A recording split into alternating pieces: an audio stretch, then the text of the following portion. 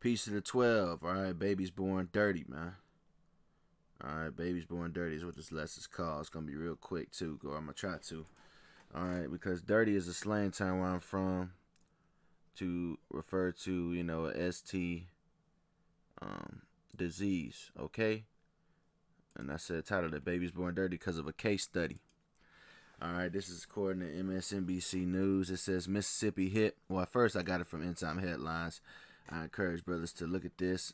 It shows you events that you might not see in mainstream media, but nonetheless, this reads Mississippi hit by 900%, a 900% increase in newborns treated for syphilis.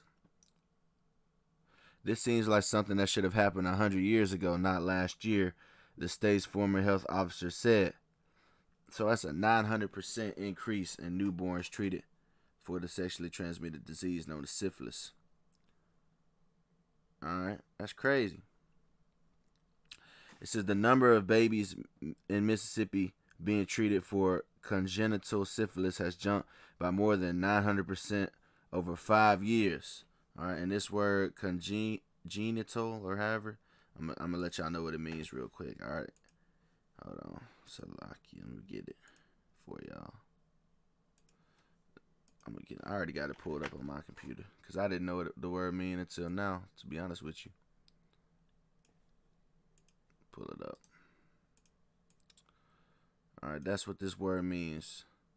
Congenital means of a disease or physical abnormality present from birth, meaning they was born with syphilis, okay? In this sense, of a person having a particular trait from birth or by a firmly established habit.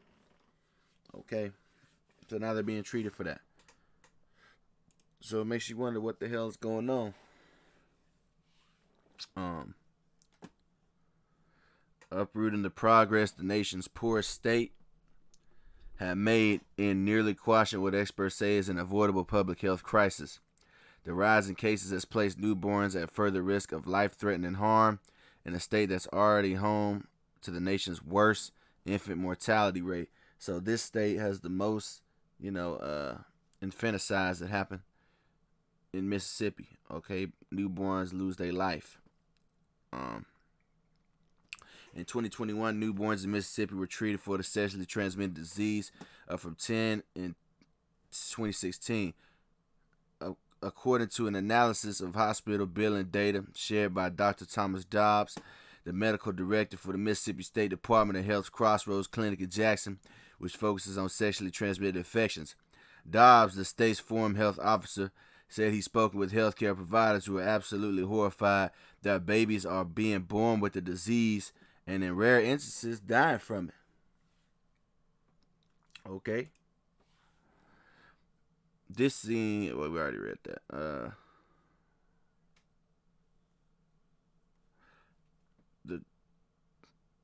The 2021 figures Dobbs shared are the latest indicator of a growing congenital syphilis problem in Mississippi. And nationwide preliminary data from the Centers of Disease Control and Prevention shows that cases across the U.S. have more than doubled from 941 in 2017 to at least 2,677 in 2021. So the question would add, what is going on? I mean, how is this disease being spread? I'm gonna go down here real quick. The resurgence also shows how the state's racial disparities can be present from the first day of life. In 2020, black newborns accounted for 70% of the state's congenital syphilis cases. So 70% of the cases of this syphilis congenial was given to the black newborns, so-called black newborns, despite making up about 42% of the state's live births that year. And then one would ask, why is that the case? Why are there so many so-called black babies being born with syphilis? Some could say they're just genetically predisposed, and then others could say that there's tampering afoot, allegedly, some tampering. But, for those that might seem incredulous, hey, always remember the syphilis study at the Tuskegee timeline, all right, where consent was not collected and they studied on 399 people with syphilis, and 201 people that didn't have it. All right, look this up when you get the time. All right, there's a book called Medical Apartheid by Harriet A. Washington. The Dark History of Medical Experimentation on Black Americans from Colonial Times to the Present. This is just a list of books you brothers can check out for more history on the experimentations done on the so-called black man, on the Negro. All right, books like African American, books like The History of the Negro and Medicine by Herbert M. Morales, Making a Place for Ourselves by Vanessa Northington, An American Health Dilemma by Dr. Linda Clayton and Michael Bird, and the list goes down. Okay, that's just the list. Y'all can screenshot that if y'all want. Alright, they even had our people known as a syphilis-soaked race. Alright, it's some type of freak. Theorized that black men were more likely than white men to spread venereal diseases. Alright, this was a idea that this guy had. Alright, and then you look at this report. This report states that 70% of the people that had this congenital disease were so-called blacks. Okay. And you'd be surprised about the experimentations that have happened on our people over these years. Okay, this is an article y'all can pick up on the internet. It's called 40 Years of Human Experimentation in America. The goal was to observe the natural history of untreated syphilis in black populations, but the subjects were completely unaware and were instead told they were receiving treatment for bad blood, when in fact they received no treatment at all. So they weren't informed that they had syphilis, and they just experimented on them and used them as guinea pigs. All right, y'all can look this up. All right, and the New York Times, 1974, or about 1972, 74 test subjects were still alive from after this damn Tuskegee syphilis experiment, and 128 patients had died of syphilis or its complications, and 40 of their wives had been infected. So 40 of their wives had been infected with syphilis, and 19 of the children had acquired congenital syphilis. I mean, they was born with it. And they did this on our people, man. Which goes to the scripture. All right, the scripture I'm gonna get before I get up out of here, which is Ecclesiasticus 12:10 on down.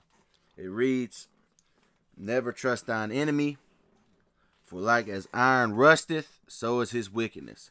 All right, so I don't trust my enemies, man. Now you gotta do what you gotta do, man.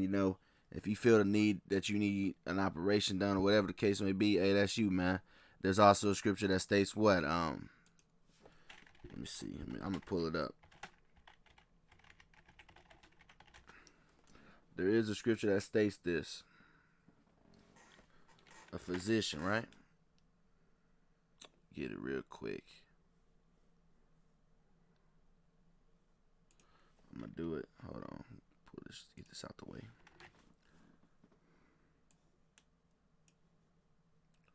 All right. Let me get this scripture talking about. Because I'm not trying to tell brothers to not get seen about, okay? Because the scriptures do state, hey, man, certain people can save your life. Ecclesiasticus 38:12. Right? It says, "Then give place to the physician, for the Lord hath created him. Let him not go from thee, for thou hast need of him. There is time when in their hands there is good success, for they shall also pray unto the Lord that he would prosper that which they give for ease and a remedy for prolonged life." So a true physician will be someone that also prays to the Lord, as it stated. "He that sinneth before his maker, let him fall into the hand of the physician." Okay, now, going back to this, the enemy, okay? The devil we all know. All right, let's read it again. Ecclesiasticus 12:10. It says, "Never trust thine enemy, for like as iron rusteth, so is his wickedness.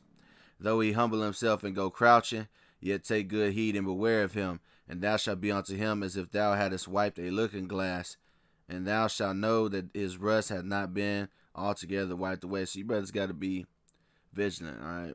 You got to understand that you're behind enemy lines, and that these other nations are your enemies according to the scriptures.